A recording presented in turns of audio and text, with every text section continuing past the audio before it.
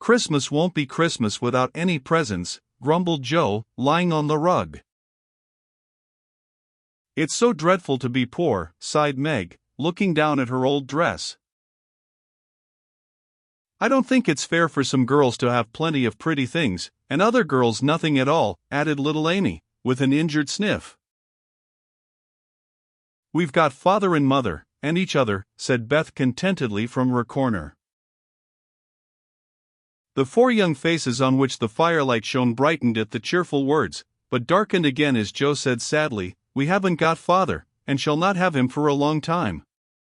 She didn't say perhaps never, but each silently added it, thinking of father far away, where the fighting was. Nobody spoke for a minute, then Meg said in an altered tone, "You know the reason Mother proposed not having any presents this Christmas was because it is going to be a hard winter for everyone, and she thinks we ought not to spend money for pleasure, when our men are suffering so in the army. We can't do much, but we can make our little sacrifices, and ought to do it gladly." "But I am afraid I don't," and Meg shook her head, as she thought regretfully of all the pretty things she wanted. "But I don't think the little we should spend would do any good. We've each got $1, and the army wouldn't be much helped by our giving that. I agree not to expect anything from Mother or you, but I do want to buy Undine and Cintran for myself. I've wanted it so long," said Joe, who was a bookworm. "I plan to spend mine in new music," said Beth, with a little sigh, which no one heard but the hearth brush and kettle holder. "I shall get a nice box of Faber's drawing pencils. I really need them," said Amy decidedly. "Mother didn't say anything about our money, and she won't wish us to give up everything. Let's each buy what we want, and have a little fun. I'm sure we work hard enough to earn it," cried Joe, examining the heels of her shoes in a gentlemanly manner. "I know I do, teaching those tiresome children nearly all day, when I'm longing to enjoy myself at home," began Meg, in the complaining tone again. "You don't have half such a hard time as I do," said Joe. "How would you like to be shut up for hours with a nervous, fussy old lady, who keeps you trotting, is never satisfied, and worries you till you're ready to fly out the window or cry? It's naughty to fret, but I do think washing dishes and keeping things tidy is the worst work in the world. It makes me cross, and my hands get so stiff, I can't practice well at all." And Beth looked at her rough hands with a sigh that anyone could hear that time. "I don't believe any of you suffer as I do," cried Amy, "for you don't have to go to school with impertinent girls, who plague you if you don't know your lessons, and laugh at your dresses, and label your father if he isn't rich, and insult you when your nose isn't nice." "If you mean libel, I'd say so, and not talk about labels, as if Papa was a pickle bottle," advised Joe, laughing. "I know what I mean, and you needn't be satirical about it. It's proper to use good words, and improve your vocabulary," returned Amy, with dignity. "Don't peck at one another, children. Don't you wish we had the money Papa lost when we were little, Joe? Dear me! How happy and good we'd be, if we had no worries," said Meg, who could remember better times. "You said the other day you thought we were a deal happier than the King children, for they were fighting and fretting all the time, in spite of their money." "So I did, Beth. Well, I think we are. For though we do have to work, we make fun of ourselves, and are a pretty jolly set, as Joe would say." "Joe does use such slang words," observed Amy, with a reproving look at the long figure stretched on the rug. Joe immediately sat up, put her hands in her pockets, and began to whistle. "Don't, Joe. It's so boyish. That's why I do it. I detest rude, unladylike girls. I hate affected, niminy-piminy chits." "Birds in their little nests agree," sang Beth, the peacemaker, with such a funny face that both sharp voices softened to a laugh, and the pecking ended for that time. "Really, Girls, you are both to be blamed, said Meg, beginning to lecture in her elder sisterly fashion. You are old enough to leave off boyish tricks, and to behave better, Josephine. It didn't matter so much when you were a little girl, but now you are so tall, and turn up your hair, you should remember that you are a young lady. I'm not. And if turning up my hair makes me one, I'll wear it in 2 tails till I'm 20, cried Jo, pulling off her net, and shaking down a chestnut mane. I hate to think I've got to grow up, and be Miss March, and wear long gowns, and look as prim as a China aster. It's bad enough to be a girl, anyway, when I like boys' games and work and manners. I can't get over my disappointment in not being a boy. And it's worse than ever now, for I'm dying to go and fight with Papa. And I can only stay home and knit, like a poky old woman.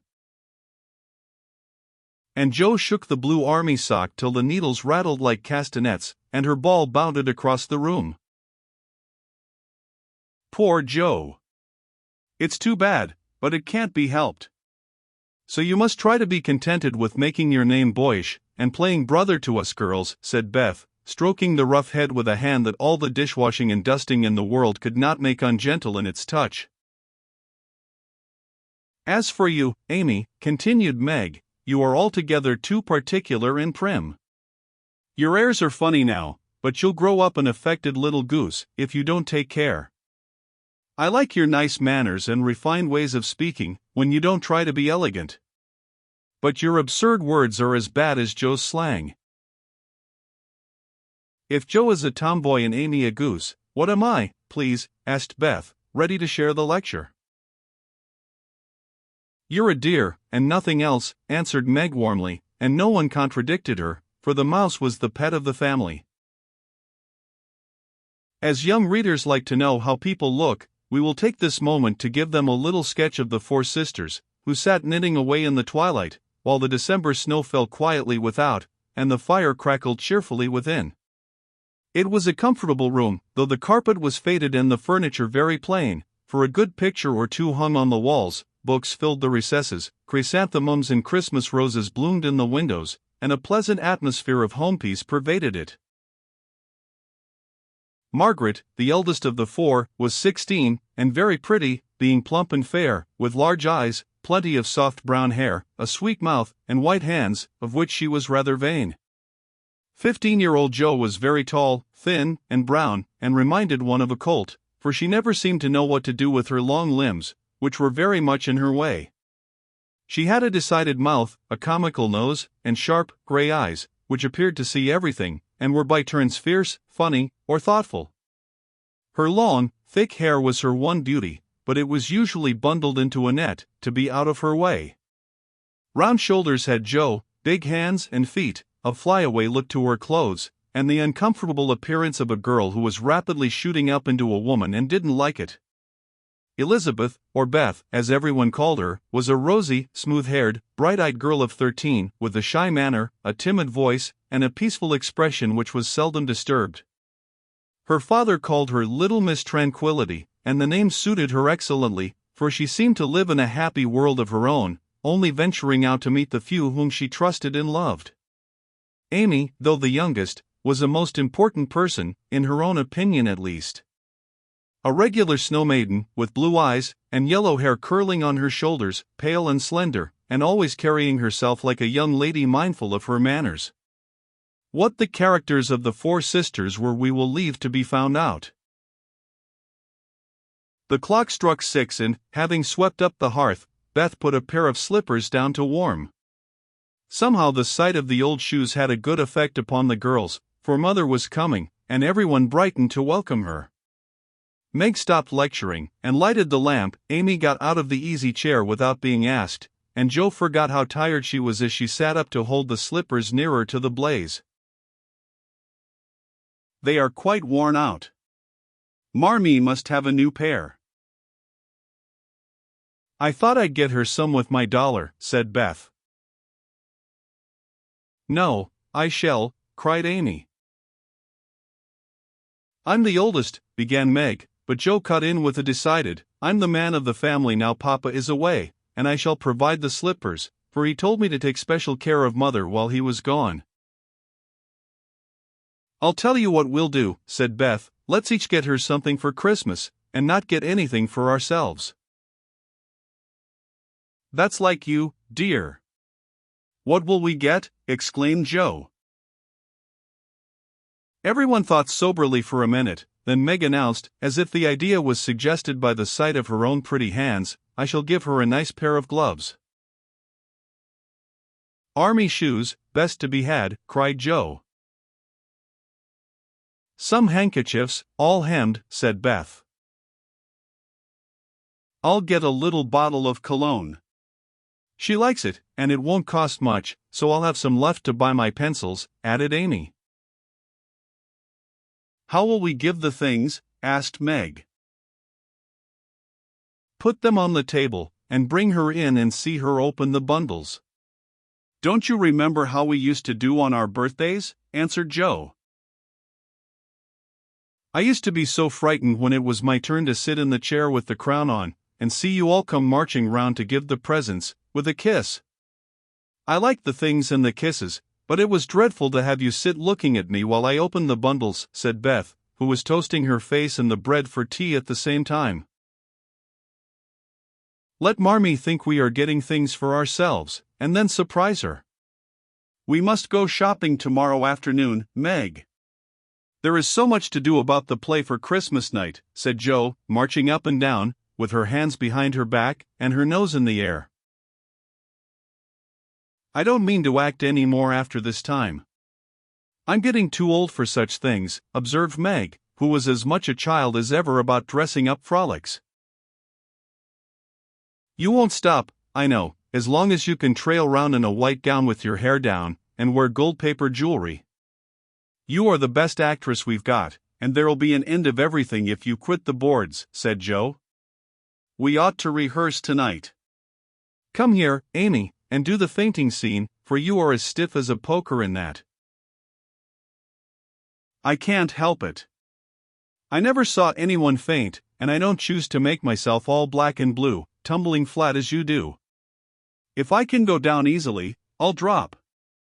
If I can't, I shall fall into a chair and be graceful. I don't care if Hugo does come at me with a pistol, returned Amy, who was not gifted with dramatic power, but was chosen because she was small enough to be borne out shrieking by the villain of the piece. Do it this way. Clasp your hands so, and stagger across the room, crying frantically, Roderigo! Save me! Save me, and away went Joe, with a melodramatic scream which was truly thrilling.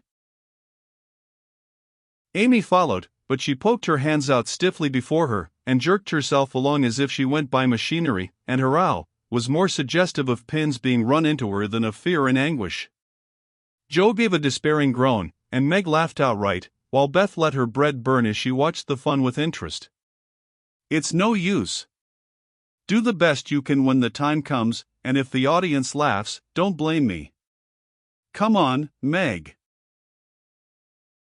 Then things went smoothly, for Don Pedro defied the world in a speech of 2 pages without a single break. Hagar, the witch, chanted an awful incantation over her kettleful of simmering toads, with weird effect. Roderigo rent his chains asunder manfully, and Hugo died in agonies of remorse and arsenic, with a wild, ha! Ha! It's the best we've had yet, said Meg, as the dead villain sat up and rubbed his elbows. I don't see how you can write and act such splendid things, Joe. You're a regular Shakespeare, exclaimed Beth, who firmly believed that her sisters were gifted with wonderful genius in all things. Not quite, replied Joe modestly. I do think The Witch's Curse, an operatic tragedy, is rather a nice thing, but I'd like to try Macbeth, if we only had a trapdoor for Banquo. I always wanted to do the killing part. Is that a dagger that I see before me? Muttered Joe, rolling her eyes and clutching at the air, as she had seen a famous tragedian do. No, it's the toasting fork, with Mother's shoe on it instead of the bread. Beth stage-struck, cried Meg, and the rehearsal ended in a general burst of laughter. Glad to find you so merry, my girls, said a cheery voice at the door, and actors and audience turned to welcome a tall, motherly lady with a "can I help you" look about her which was truly delightful. She was not elegantly dressed, but a noble-looking woman, and the girls thought the grey cloak and unfashionable bonnet covered the most splendid mother in the world. "Well, dearies, how have you got on today? There was so much to do, getting the boxes ready to go tomorrow, that I didn't come home to dinner. Has anyone called, Beth? How is your cold, Meg? Joe, you look tired to death. Come and kiss me, baby." While making these maternal inquiries, Mrs. March got her wet things off, her warm slippers on, and sitting down in the easy chair, drew Amy to her lap, preparing to enjoy the happiest hour of her busy day. The girls flew about, trying to make things comfortable, each in her own way. Meg arranged the tea table, Joe brought wood and set chairs, dropping, overturning, and clattering everything she touched. Beth trotted to and fro between parlor kitchen, quiet and busy, while Amy gave directions to everyone, as she sat with her hands folded. As they gathered about the table, Mrs. March said, with a particularly happy face, "I've got a treat for you after supper." A quick, bright smile went round like a streak of sunshine. Beth clapped her hands, regardless of the biscuit she held, and Joe tossed up her napkin, crying, "A letter! A letter! 3 cheers for father!" "Yes, a nice long letter. He is well, and thinks he shall get through the cold season better than we feared. He sends all sorts of loving wishes for Christmas, and an especial message to you girls," said Mrs. March, patting her pocket as if she had got a treasure there. "Hurry and get done. Don't stop to quirk your little finger and simper over your plate, Amy," cried Joe, choking on her tea and dropping her bread, butter side down, on the carpet in her haste to get at the treat. Beth ate no more, but crept away to sit in her shadowy corner and brood over the delight to come, till the others were ready. "I think it was so splendid in father to go as chaplain when he was too old to be drafted, and not strong enough for a soldier," said Meg warmly. "Don't I wish I could go as a drummer, a vivin what's its name? Or a nurse, so I could be near him and help him," exclaimed Joe, with a groan. "It must be very disagreeable to sleep in a tent, and eat all sorts of bad-tasting things, and drink out of a tin mug," sighed Amy.